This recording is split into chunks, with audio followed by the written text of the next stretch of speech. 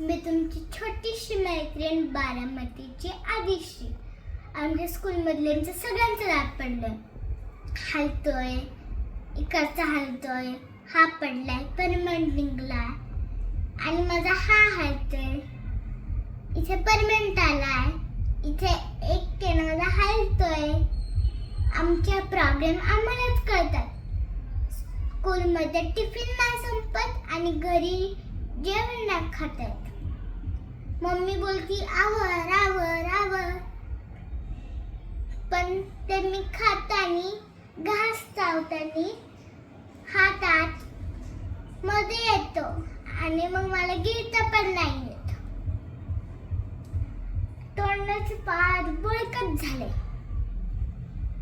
तुम्हाला माहितीये का, आता मी एक दात पडक्या मुलांचा ग्रुपच बनवणार आहे. आणि लक्षात ठेवा, मी ह्याच्यात दात पडलेल्या आजी आजोबांना घेणार नाही. कळलं का?